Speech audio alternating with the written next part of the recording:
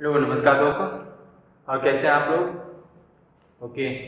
आज भारतीय संविधान एवं राज्य व्यवस्था में आज वीडियो लेकर आए हम संघ और उसके राज्य क्षेत्र।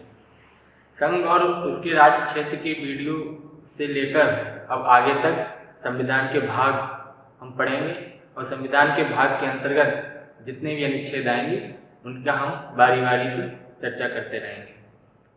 तो संघ और उसके राज्य क्षेत्र शुरू करने से पहले जो भी हमारे नए व्यूअर हैं, प्लीज़ इस वीडियो के नीचे जाके जो सब्सक्राइब का बॉक्स है उसे क्लिक करके उसके पड़ोस वाला बेल आइकन वाला बटन जरूर क्लिक करें और साथ ही साथ हमें फेसबुक पेज भी हमारा लाइक कर सकते हैं।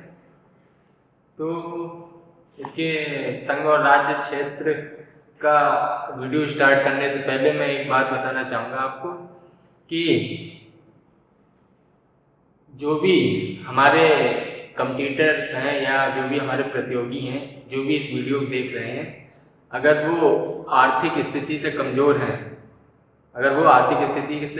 हैं, और यूपीएससी की या एसएससी की या यूपीपीएससी की कोचिंग कहीं बाहर या दिल्ली वगैरह में जाकर नहीं कर सकते क्योंकि अदर कोचिंगों की फीस ज़्यादा है।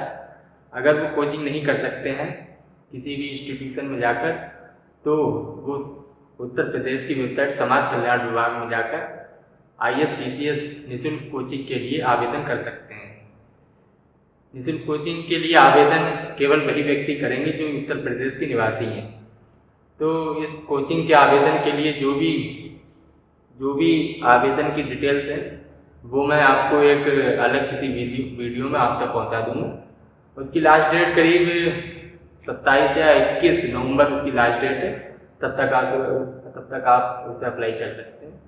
तो एक दो दिन में मैं उसकी वीडियो आप तक पहुंचा दूंगा कि कैसे, कहाँ उसका लिंक मिलेगा, कैसे उसका फॉर्म भरा जाएगा, किस प्रकार की कोचिंग संस्था है और उत्तर प्रदेश में कहाँ कहाँ उसकी कोचिंग संस्था है। वहाँ पर आप अगर कोचिंग करने जाएंगे तो आपको निःशुल्क कोचिंग की सुविधा प्राप्त होगी और वहाँ आप निःशुल्क हॉस्टल भी प्राप्त कर सकते हैं और निःशुल्क आपको मेस की भी व्यवस्था वही रहेगी और निःशुल्क आपको लाइब्रेरी भी मिलेगी। और उस कोचिंग का पीरियड जो है वो 6 महीने का है, यानी कि आप वहाँ रहकर आवेदन करने के बाद 6 माह कोचिंग कर सकते हैं। तो उसका मैं अलग से एक वीडियो निकाल दूँगा, उसमें सब उसके बारे में डिटेल बता दूँगा। तब तक आज पढ़ते हैं भारतीय संविधान में संघ और उसके राज्य क्षेत्र।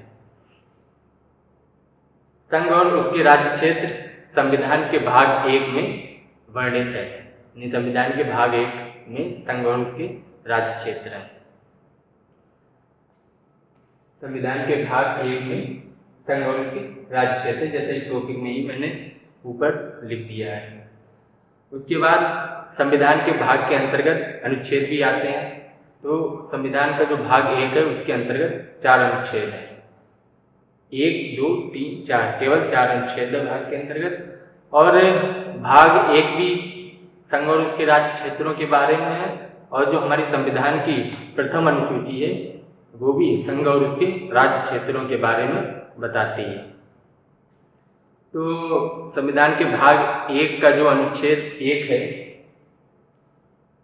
अनुच्छेद 1 वो बताता है कि भारत राज्यों का एक संघ है, यानी कि बहुत से राज्य मिलकर एक संघ का निर्माण करते हैं जिसे हम भारत कहते हैं। यानी अनुच्छेद 1 भारत राज्यों का संघ है। भारत अनुच्छेद 1 के बाद बात करते हैं अनुच्छेद 2 की। अनुच्छेद 2 से पहले मैं बताना चाहूंगा कि अनुच्छेद 1 में 3 चीजें आती हैं। पहला, राज्य क्षेत्र, राज्यों की राज्य क्षेत्र पहला, और दूसरा आता है संघ राज्यों के राज्य क्षेत्र, और तीसरा आता है ऐसे राज्य जो भविष्य में आर्थिक किए जाएंगे। यानी कि जो भाग 1 में कहा गया है कि भारत राज्यों का संघ है, उन राज्य क्षेत्रों के अंतर्गत 3 चीजें आती हैं। पहला राज्यों के राज्य क्षेत्र, और दूसरा संघ राज्यों के राज्य क्षेत्र, और तीसरा ऐसे राज्य जो भविष्य में कभी भी अर्पित किए जाएंगे, यानी कि कभी भी भविष्य में जो बन सकते हैं। उसके अंतर्गत 3 चीजें आती हैं। तो अनुच्छेद 1 के बाद बात करते हैं अनुच्छेद 2 की। अनुच्छेद 2 कहता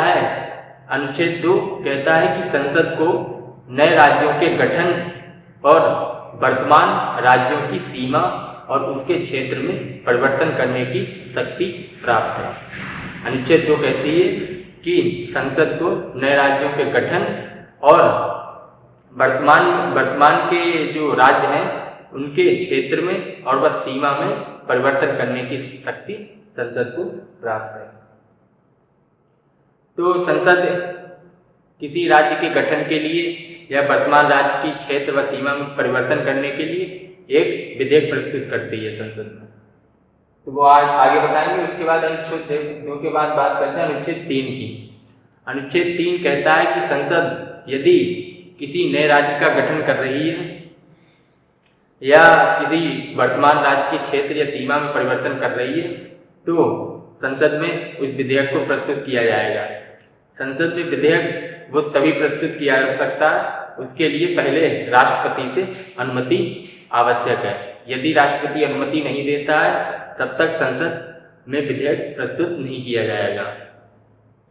यदि वो विधेयक किसी वर्तमान राज्य के क्षेत्र या सीमा में परिवर्तन करने से संबंधित है तो वो विधेयक पहले राष्ट्रपति उस संबंधित राज्य में जिस राज्य का क्षेत्र या सीमा में परिवर्तन करना है पहले उस राज्य में वो विधेयक भेजेगी, यानी कि उस राज्य के विधानमंडल में राष्ट्रपति उस विधेयक को भेजेगा और उन राज्यों की विधानमंडल को एक निश्चित अवधि प्रदान करेगा।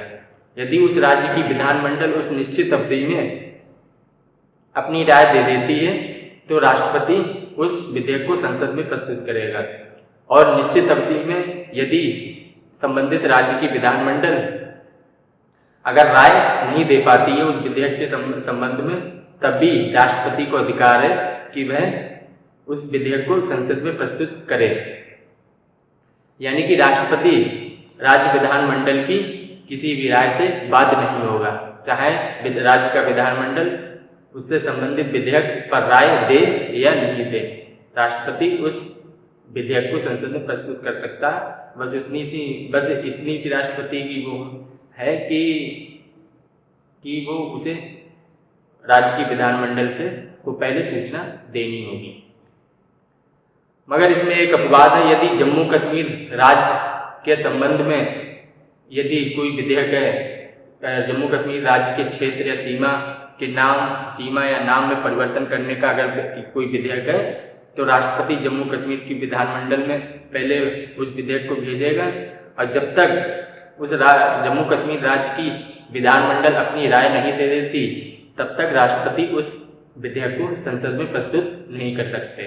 यदि जम्मू कश्मीर की विधानमंडल ने अपनी राय नहीं दी तो तो राष्ट्रपति उस विधेयक को संसद में प्रस्तुत नहीं कर सकते। अनुच्छेद 3 के बाद बात करते हैं अनुच्छेद 4 की। अनुच्छेद 4 कहता है कि अनुच्छेद 2 के अंतर्गत और अनुच्छेद 3 के अंतर्गत जो भी विधि बनाई जाएगी किसी राज्य के परिवर्तन या किसी राज्य की सीमा क्षेत्र या नाम में परिवर्तन के लिए या किसी राज्य के गठन के लिए, तो वह अनुच्छेद 368 के तहत संविधान संशोधन नहीं समझा जाएगा। यहाँ पर भी लिखा है संसद द्वारा अनुच्छेद 2 और 3 के अंतर्गत यदि कोई विधि बनाई गई है तो वह अनुच्छेद 368 के तहत संशोधन की विधि नहीं समझी जाएगी। इसके बाद जब अनुच्छेद 4 के बाद फिर 1960 में एक बेरूबारी वाद आया था, जिन्होंने सर्वोच्च न्यायालय के समक्ष प्रश्न रखा कि यदि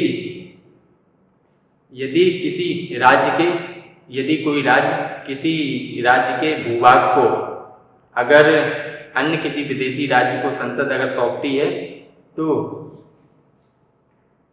यानी कि बेरूबारी मामले में सर्वोच्च न्यायालय के समक्ष बेरूबारी मामले ने प्रश्न रखा कि यदि कोई राज्य या उसके भूभाग को किसी विदेशी राज्य को संसद को सौंपने की शक्ति प्रदान है कि नहीं, तो इस प्रश्न का जवाब देते हुए सुप्रीम कोर्ट ने कहा कि संसद ऐसा कर सकती है मगर साधारण विधि द्वारा ऐसा नहीं कर सकती है। संसद को अनुच्छेद 368 के तहत संविधान संशोधन करना होगा।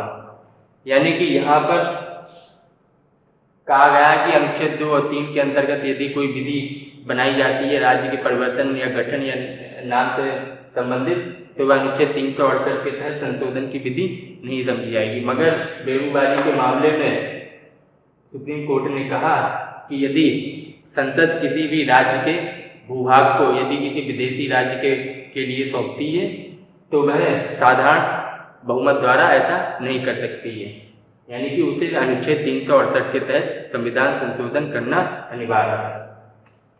तो इस प्रश्न का उत्तर आने के बाद संसद ने 9वें संविधान द्वारा 9वां संविधान 1960 यानी कि संविधान में 9वां संशोधन करके जो बेरूबारी क्षेत्र था 1960 में, जो 1960 में भारत का एक क्षेत्र था बेरूबारी, उस क्षेत्र को पाकिस्तान को सौंप दिया। यानी कि जब ये बेरूबारी क्षेत्र भारत से पाकिस्तान को सौंपा गया तो इसे 9वां संविधान संशोधन समझा गया, क्योंकि यहाँ पर सुप्रीम कोर्ट ने कहा था कि यदि कोई राज्य किसी राज्य को किसी राज्य भूभाग को अगर किसी विदेशी राज्य को सौंपा जाता है तो उसके लिए अनुच्छेद 368 के तहत संविधान संशोधन करना होगा। तो आज अनुच्छेद तो कंप्लीट होते हैं, अनुच्छेद 1, 2, 3 और 4, और थोड़ा इसके बारे में क्षेत्रीय परिषदें, संघ और उसके राज्य क्षेत्र, संघ राज्य क्षेत्र, उसके बाद में थोड़ा क्षेत्रीय परिषदों के बारे में समझ लेते हैं। इससे भी बड़े एग्जाम में क्वेश्चन आ जाते हैं। क्षेत्रीय परिषदें, क्षेत्रीय परिषदों का संविधान में कोई प्रावधान नहीं है। यानी कि जो मूल संविधान था उसमें क्षेत्रीय परिषदों के बारे में कुछ भी नहीं कहा गया था, परंतु जो राज्य पुनर्गठन अधिनियम 1956 में बना था उसकी धारा 15 के अंतर्गत क्षेत्रीय परिषदों का प्रावधान किया गया है। यानी कि क्षेत्रीय परिषदों का जो प्रावधान है वो मूल संविधान में ना होकर राज्य पुनर्गठन अधिनियम 1956 की धारा 15 के अंतर्गत है। क्षेत्रीय परिषदों की संख्या कुल 5 है। क्षेत्रीय परिषदों की संख्या कुल 5 है। क्षेत्रीय परिषद जो कुल 5 है वो एक एक करके नाम बता देता हूँ। दिशाओं के ऊपर नाम है, जैसे उत्तरी क्षेत्रीय परिषद, तो उत्तरी क्षेत्रीय परिषद का जो मुख्यालय होगा वो होगा नई दिल्ली। उत्तर के बाद दक्षिण क्षेत्रीय परिषद, दक्षिण क्षेत्रीय परिषद का मुख्यालय रहेगा चेन्नई। और उसके बाद तीसरा पूर्वोत्तर क्षेत्रीय परिषद, पूर्वोत्तर क्षेत्रीय परिषद का जो मुख्यालय है वो है चेन्नई। और जो पश्चिमी क्षेत्रीय परिषद है उसका मुख्यालय है मुंबई। एक क्षेत्रीय परिषद और रहती है मध्य क्षेत्रीय परिषद। मध्य क्षेत्रीय परिषद का जो मुख्यालय है वो है इलाहाबाद। आप ये क्षेत्रीय परिषदें और इनका मुख्यालय एक अलग कॉपी में लिख सकते हैं। यानी कि उत्तरी क्षेत्रीय परिषद जो है उसका मुख्यालय दिल्ली, दक्षिण का मुंबई और दक्षिण का चेन्नई, और पूरब का है आपका चेन्नई, और पश्चिम का आपका है मुंबई, और मध्य का है इलाहाबाद। तो इन क्षेत्रीय परिषदों का जो गठन है, क्षेत्रीय परिषदों का गठन राष्ट्रपति द्वारा किया जाता है, और इसके जो अध्यक्ष होते हैं वो राष्ट्रपति या भारत के गृह मंत्री द्वारा मनोनीत केंद्रीय मंत्री होता है। केंद्रीय मंत्रियों में कोई एक राष्ट्रपति द्वारा या गृह मंत्री द्वारा मनोनीत कर दिया जाता है, और क्षेत्रीय परिषदों का अध्यक्ष बना दिया जाता है, अध्यक्ष केंद्रीय मंत्री। और उपाध्यक्ष कौन होते हैं? उपाध्यक्ष वो होते हैं जो क्षेत्रीय परिषदों के अंतर्गत जो भी राज्य आते हैं उन राज्यों के मुख्यमंत्री उस क्षेत्रीय परिषद के उपाध्यक्ष होते हैं, और ये मुख्यमंत्री प्रतिवर्ष बदलते रहते हैं। तो अध्यक्ष हो गए। यानी क्षेत्रीय परिषद कुल 5 है, गठन राष्ट्रपति करता है, अध्यक्ष केंद्रीय मंत्री हैं जो कि राष्ट्रपति या गृह मंत्री मनोनीत करेंगे। उपाध्यक्ष राज्यों के मुख्यमंत्री जो प्रतिवर्ष बदलते हैं। और क्षेत्रीय परिषदों का प्रावधान संविधान में न होकर राज्य पुनर्गठन अधिनियम 1956 की धारा 15 के अंतर्गत है। तो आज आपका कंप्लीट होता है भारतीय संविधान का भाग 1 संघ और इसके राज्य क्षेत्र। इसके बाद अगली वीडियो हम लेकर आएंगे नागरिकता, यानी भाग 2 नागरिकता का अगला वीडियो होगा। और इस वीडियो और नागरिकता के वीडियो के साथ साथ ही हम आपको वो फ्री IAS PCS कोचिंग संस्था के लिए जो आवेदन करना है उसकी डिटेल भी आप तक पहुंचा देंगे। और जो भी हमारे नए व्यूअर हैं प्लीज़ जो भी देख रहे हो हमें हमारा चैनल सब्सक्राइब करके और हमारा चैनल सब्सक्राइब करें और हमारे चैनल की अपने दोस्तों के साथ शेयर भी कर सकते हैं। और हमें फेसबुक पेज भी हमारा लाइक कर सकते हैं और इंस्टाग्राम पर भी फॉलो कर सकते हैं। धन्यवाद।